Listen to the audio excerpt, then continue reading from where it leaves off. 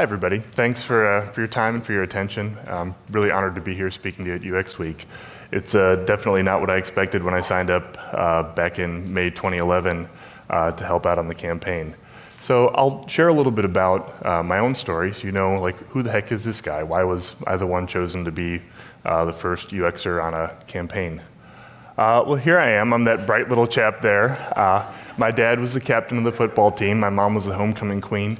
This is the only time these two people were married and they weren't actually complete jerks. So, and I can prove it. We'll get to that later. I came from a really small town in Marinette, Wisconsin. Oh, right on. Don't even lie. There's no way. But yeah, it's about 12,000 people. We're the biggest town north of Green Bay and south of the North Pole. And it's my backyard in winter. There's a lot of time spent on one of these. There we go.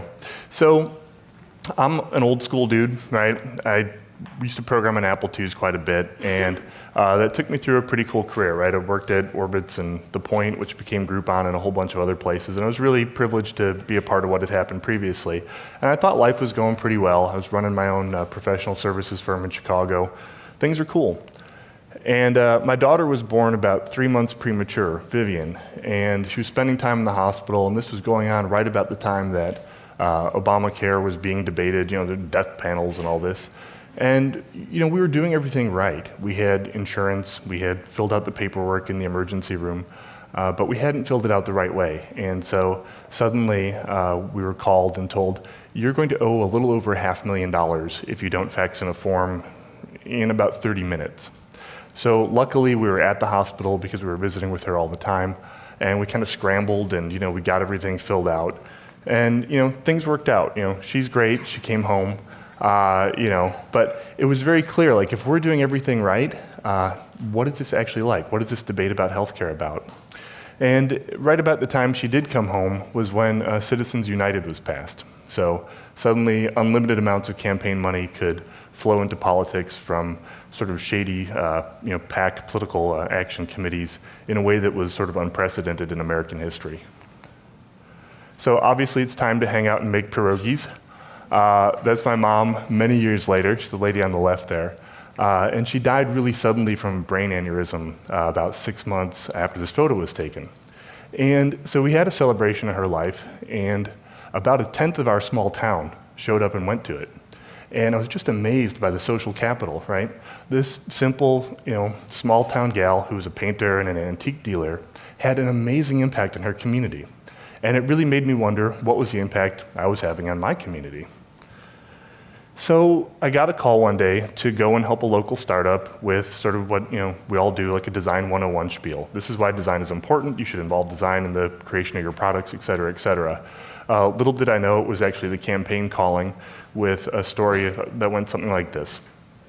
We're going to be outspent, and the New York Times just called the president unelectable in his second race. And we'd like you to take about an 80% pay cut and join us and work really hard for 18 months. And I said, well, that sounds fairly horrible. Why is this a good idea? And the answer was, we're going to use technology to augment every aspect of what we do within the field organization. So we're going to make communities more empowered and more connected in a way that hasn't happened before. We're going to connect online and offline organizing in ways that haven't really been seen previously, and we'd like you to help us with that. So I did it, and this is my daughter actually shaking hands with the president.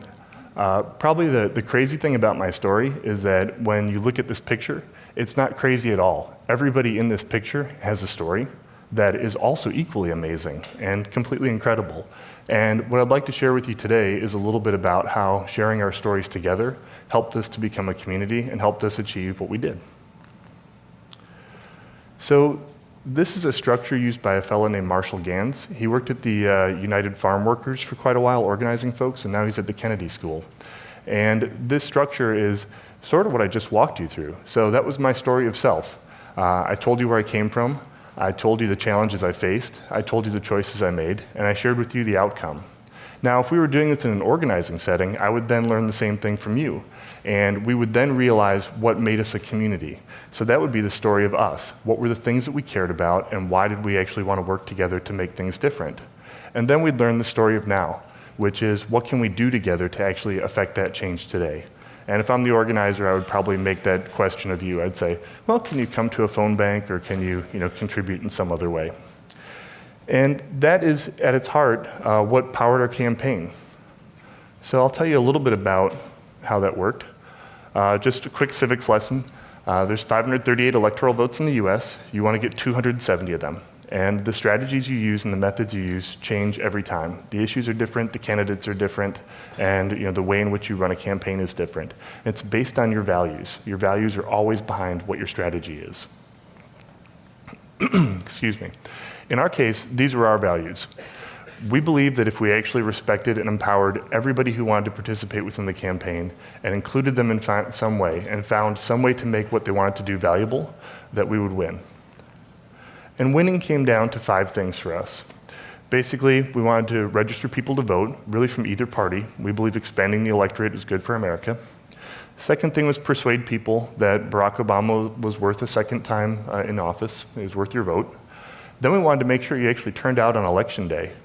And then if you had done all those things and you were ready to do that, we asked you to volunteer and help other people do the same thing. And we may have sent you an email or two on occasion asking you for money. I had nothing to do with that. Well, actually I did. Never mind. Anyway, so this is what it actually looked like in the campaign. So this is a field office. I spent a lot of time going across the country. We had field offices in all 50 states. And this is what we were up against when we came in. So you divide the entire country, county by county, district by district, across the nation, and you figure out who's there and how you can talk to them. And then you hold events, and you ask people to sign up, either online or again with a piece of paper on a wall. And once you've given us your email, we ask you to come in, and we have that meeting, that one-on-one, where the organizer, in this case Deborah, who's a coordinator of First Americans in northern New Mexico, is talking with the women in that community. And they're just sharing what it's like to have these challenges, what it's like to be part of that community, and how she can actually affect change within that community. So once she knows a little bit about what we're about and how we're going to work together, we'd send her out to do something like going out and, again, paper on walls, ask her to do some work. So what that would typically mean is she would get some kind of packet with some houses that we'd identified through data analytics, saying these are people it's worthwhile for you to talk to, either in terms of they're not being registered voters, or maybe you just need to have a conversation with them about the things they care about. What that looks like in some places, like LA, which had this amazing field office, is pretty cool. In New Orleans, the field office was in the back of a beauty salon. In Montana, it's in a car, right? So you're designing for people in really different constituencies and really different cases, and you're trying to make sure that no matter what, you're making sure you're supporting them as best you can. You don't always know if they have Wi-Fi, you don't always know what device they're on, and your audience is extremely different. Half of them are over 55, half of them are 18 to 25. So for the most part, we developed everything for tablets, and we could res things up to desktop or down to mobile devices. Anyway, this fellow is a little bit more committed. So he's a core team member, which means that he helps organize people like that woman that Deborah was talking to. His job is actually data coordinator, which is the most thankless job in the entire campaign. I hate to say it. His job is that when people go out and do all that work and tabulate all that data, they do it with paper, and then it's his job to bang all that paper into a machine day after day after day. So this is part of why we were brought aboard, to try to change the way in which this stuff worked. Before we get into that, I'll show you a little bit about how we also organized, and this is another Gansian principle. We had this notion of a snowflake model. So in the center, there's the team leader, and there's 4 key roles. Somebody coordinating the data, like that guy banging in the stuff. There's somebody coordinating phone banks, so making sure people are calling. There's somebody just wrangling volunteers overall. And there's somebody wrangling canvases, which is when people actually go door to door. But because this is a neighborhood operation, there's all sorts of other crazy roles here, right? There's a letter to the editor captain, there's phone banker extraordinaire. I can't tell you how many little old ladies I met who were the comfort captain because they brought brownies on Sunday. And that's cool, right? It's like, at the end of the day, what you can learn from there is everybody's work has value. And if you're effective as a team leader, what your job is to figure out the value of the people around you and help put them in a place to succeed. It's that simple. There's no other aspect of your job that really matters so long as you make the people around you more effective. And so what this looks like is team after team across the country. Here's again an example of somebody a little bit further up the food chain as a regional field organizer organizing part of a state. And they're figuring out where there's potential teams and where they actually have teams made. And while this is a fantastic visual representation, nobody outside this office can really see it, right? So there's kind of a problem there. There's a disconnect from coordinating a national campaign. And organizers are nothing if not really, really resourceful. So they started using stuff, right? It's natural. They started using Facebook and Twitter and Google groups and Yahoo groups and all these things to reach out to their constituencies, which again was fantastic, but it had no connection to sort of a national campaign. And there's a reason for it. The tech stack that we inherited was kind of horrible. This is a picture of the tech stack the day I started back in May of 2011, and it was obviously a little confusing compared to where we wanted to get to. Right? Which is just pure simplicity. So it was really, our challenge was API as user experience. If we could create a great data access layer, sort of a person API, by which we could connect the campaign to people within their communities and know what they cared about and help have meaningful conversation around that, that would be a big win. So the challenge looks something like this. We had, a year and a half, we had 10,000 of those neighborhood team leaders, and they were doing an awful lot of work. I was talking with the event coordinators before saying how amazing it is, how seamless this event has gone on, and I have a newfound appreciation for that, just seeing all the work that goes into putting on any event of this kind of magnitude. And this was happening for us all across the country. In that year and a half, we released 200 applications, which is a crazy amount. Some of those were just internal things that, it produced a report for somebody, or it helped somebody analyze media tracking, but also, website, mobile app, a couple of organizing tools and some other things that helped us get out the vote. So the stakes were pretty high. We communicated a lot with cake. The only person who was brave enough to cut this cake was Eric Schmidt, because everybody thought that the point of the cake was not to fuck the cake up, but in reality it was don't screw up the election, right? So I'll show you a little bit about what it looked like internally. So this is basically what the office looked like when we started. And I'm going to hurry up a little bit because I know I'm running out of time already. This was kind of our main mantra, right? Just figure out what people are doing and figure out how you relate and figure out how you get them to work together. I'll let you guess which person is the organizer and which person is the developer. But early on, we're just trying to find commonality, and they both had orange sunglasses, so hey, it's something. And you want to run really fast because you realize it's 540 days, there's a clock on the wall that's counting down to the election, and you've got all this work to do, and you're going to leave a bunch of it undone because you just have to go, go, go. But initially, we had to really slow it down. You had to build culture because there's people coming on 10 to 20 per week, and you don't really know where they're from or what they do. And so again, having that moment of doing one-on-ones, even inside the campaign headquarters, helped us build trust and helped us build community that served us a lot later on. Because it got really full really fast, right? These interns are sitting at a table that used to be used for having meetings. And then eventually we actually took out every other one of these little file cabinets. So we sat people 3 to every 2 desks. So it was really crowded. We had some folks come in. Lear was taking time off from Facebook, and Winnie was on sabbatical from another company out here. And sure enough, they're holding a meeting in a hallway behind my desk. And if you talk to the field people, they looked at this and said, you guys have projectors? Why are they coddling you? This is what's wrong? We're meeting in cars, right? So you had to ignore whatever you couldn't control. There's no time to sweat it. Why bother? It's not actually helping move things forward. So when these crazy people show up around Halloween, you just keep working. And when the marching band shows up to celebrate somebody's birthday, you keep working. And when Eric Schmidt stops in to ask for a product demo, you keep working. And actually, Chris, this guy over here, this poor man in the flannel shirt, was up all night, right? And then he had to come in the next morning. He's dragging, I just coded all this stuff. Okay, great. In 10 minutes, can you show that to Eric Schmidt? But you just roll with it, right? I mean, at some point it starts to get really surreal, and you're just like, yeah, I guess I can show you how this thing works, Mr. President. I'm kind of really panicking.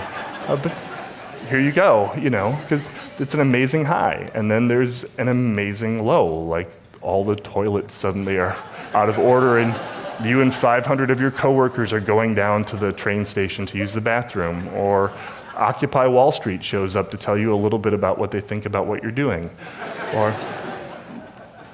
And so what we realized, and I stole this from labs.good is that I wasn't here for deliverables, right? I wasn't here to actually do that. What I was here to do was to help really make trust and build community. And what we realized is that, oh, this one looks a little shady. So basically, we're here for design chicanery. So it was the use of trickery to achieve a political or financial purpose. In our case, it was political, right? So we started out by doing stuff like really traditional things like this. And I use chicanery because basically 80% of the people show up and most of the money shows up in the last 20% of the election. So for the first year, we had almost no users. So it's really hard to do user-centered design when there's nobody to actually talk to. So we created models. We talked to people who'd done it previously. We asked them, about their recollections. We talked to people who'd done other forms of organizing. And we started to build that stuff up. We started looking at best practices. Press hated that we were sticking these things up, so we did it in a closet. We just made do. And we had people do participatory design as surrogates, right? So we had people show up who were stakeholders within headquarters and behave as though they were users. And the thing we learned was this. It didn't work. We tried telling them what our techniques were and introducing user experience design as a competency that should be of value, and people were like, that's great, I don't care, I have no time for this. Why would you even bother telling me this? What are you doing? And so we kept working, and we started to reach out to the people who actually mattered. As we found these volunteers within communities, we did things like hold their first usability test. Now, as you can tell, it's not going super well there at headquarters. And it wasn't going super well in the field either. Unfortunately, this was the usability test where we made a user cry. So it's a low point, that not recommended. Basically what happened was they told this user that these tools were going to be the tools that we would use from here on out, and if you wanted to participate in the campaign, this is the way to do it. And she wept. She's like, I'm not a computer user. I care about the president. I care about making change in my community. I don't want to do it through a computer. And so we realized we had a lot of work to do and a lot of reconsideration of how we actually went about our business. And a lot of it goes back to the things that Lane said. I think if there's one thing you can take away from my talk, it's the notion that basically we put into practice a lot of the types of things that she described, working for her as well. So the first thing was we made everything participatory. We stopped being the designers who sat over there and did things, and we just facilitated consistently, either with people in the field. And when we took their feedback, we didn't write reports. Within a day, we actually created something based on what we'd heard. So you talked to some people, you learned some stuff, you drew some stuff. We tossed out all the tools. We had Balsamic early on. That one drove Ed Tufte crazy. We'll talk about that some other time. We used Illustrator and InDesign. Everybody had something they liked using. Finally, we just went to pen and paper because it's fast. And then we would walk that over to a designer or a developer, and we would do a comp. And then we would immediately throw that together and actually make something clickable and get that back around to user feedback.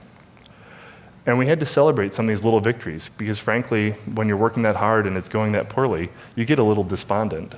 So we did things with cake. And we ended up making the whole process collaborative. We started using Basecamp, and we realized none of our stakeholders were actually using Basecamp.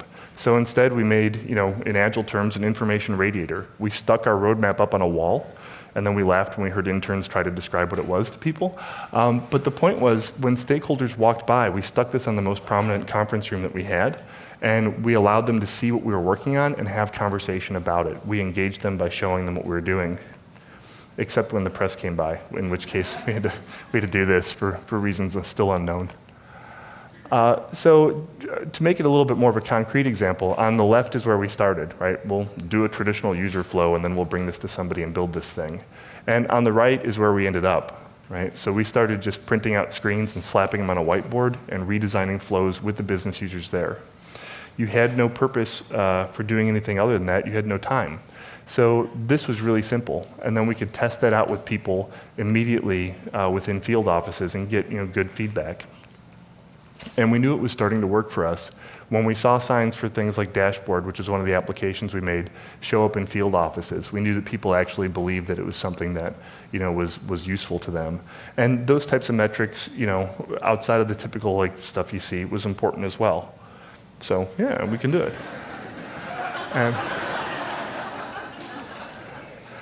And we knew we had buy-in internally when we actually had the president come on and give an address to our most committed volunteers. We knew that we'd achieve what we were looking to get done. And just a quick call out on what community organizing actually did for us, it really won us the election because we organized all the time. Brady Chris here, the lady in the OFA sweatshirt, organized an entire customer support team because nobody on the campaign ever thought that all these apps we built would ever need support. So all these people were volunteers, and they answered thousands of tickets and basically kept the operation running. Right? The folks on this slide, the people in blue, were crazy enough to move across the country for maybe as little as $500 a month or free and live with people on the campaign and contribute their time. Scout, Christian, Dave Castleton, who's here today, Mark Trammell, and a whole bunch of other folks really contributed in tons of ways. And the concrete example of what they did I can share with you in one simple graphic. So this is from Ars Technica. Basically, there was a thing that the Romney campaign made called Orca. And Orca was their get out the vote tool. It was a tool for them to try to get support and make sure you're rallying. Like during election times, the entire operation shifts.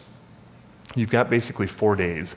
And the goal of those 4 days is to make sure all these volunteers that you have can connect with the right people and make sure they know where their polling place is, they have a ride to the polls, whatever they need to actually make sure they're voting. So Romney came out with Orca, and Narwhal was actually our data platform. It supported the Get Out the Vote apps, but it had really nothing else to do with it.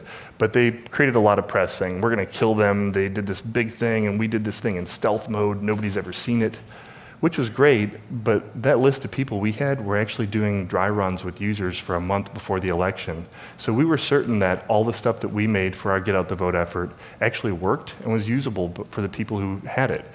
What Romney ended up doing in his digital team, and again, not to cast aspersions, they didn't have as much time, but they sent 80-page PDFs to senior citizens and asked them to sign in, but they gave them the wrong URL. And so their Get Out the Vote effort was suppressed. Our Get Out the Vote effort worked pretty much flawlessly, and it's one of the factors that helped us win. So what I learned from that was that really in a campaign where we measured everything you possibly could, the value of community itself was immeasurable. Scout showed up because I happened to bump into him somewhere, and he's committed to making community change, and I convinced him to come out to Chicago. He ended up doing something on the contribution webpage that we had that raised conversion by 11%. It resulted in tens of millions of dollars, but that comes about from organizing, not from some detailed plan, right? And those kinds of creative collisions are the things that culturally, things like Agile are trying to support happening. It can get kind of drudgery-like and day-to-day, and you can kind of shove UX into a box in those scenarios. But if you actually let it get a little bit bigger and let UX really have its seat at the table there, you can accomplish a lot. So with that, I'm going to leave you with my little pitch. Stop complaining and do something. We have a tendency as UXers to really feel downtrodden, right? Oh, they don't listen to us, they don't do this, they don't do that. If they only did this, they will all do it. And as a matter of fact, we worked in the gold standard of political organizations, and it felt kind of like going back into 1993, right? And if you go into a nonprofit, it'll feel like going back even earlier than that. They need the skills of the people in this room in ways in which you can't even imagine. So reach out and find people in your community. I think you'll end up getting as much out of it as you give, and it's pretty awesome to do. That's what we're doing with public good software, trying to carry on some of the lessons that we learned to make sure that we can actually help some of these organizations achieve their important mission. Thank you.